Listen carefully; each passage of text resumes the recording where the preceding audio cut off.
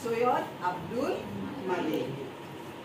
সুদূৰ পশ্চিমেৰি এৰি থৈ স্বৰ্ণপুৰী ৰাজন্তপুৰ বিজয় সপোন দেখি আহিলো যিদিনা উজনি ফুটত মেলি ভটিয়নিপুৰ বিজয়ৰ ত্ৰিশালৈ গৌৰৱৰ কৰি অভিযান লুইত পাৰত গালো দীপ্ত উচ্ছ্বাসত আপোনাৰ বিজয়ৰ গান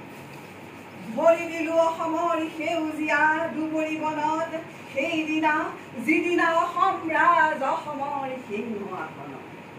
বতাহত উৰে মুক্ত অসমৰ পতাকা স্বাধীন প্ৰান্তে প্ৰান্তে বাজে মাথো গৌৰৱৰ বিজয়ৰ মুক্ত গীত বিৰাম দিহি সেইদিনা অসমত বিচাৰিলো আপোনাৰ বল মোগলৰ বিজয়ী শপতি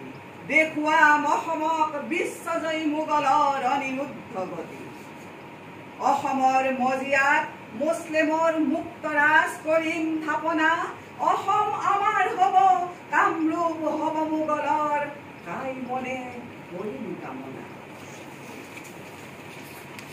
যিদিনা নামিলো আহি অসমৰ সমৰথলীত মীনা কৰা বনৰ বুকুত অসমৰ হেংদাং জিলিকিল দুপৰৰ পূৰ্ণ আলোকত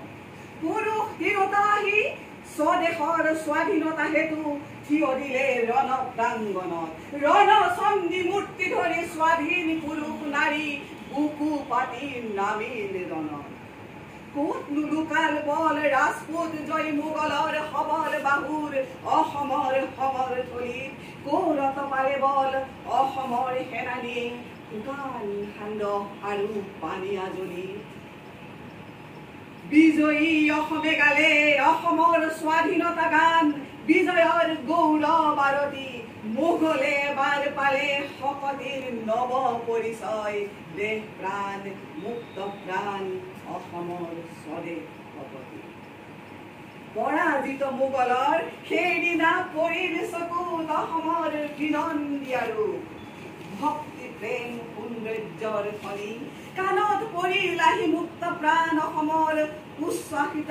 সংগীতৰ সুমধুৰ ধ্বনি মোগলে উভতি চালে এই অসম চৌদিশে ধূসৰ পাহাৰ প্ৰতিটো বনৰ পাত জাং খাই মিলা কৰা ৰূপ জাতিষ্কাৰ দুবৰিৰ পাতে পাতে মুকুতাৰ থোপা গছকত ভাগে মৰকত হাতীৰ দাঁতেৰে কৰে খৰমৰ চোলা ভৰি ধুৱে পোৱালৰ ভৰা জলমত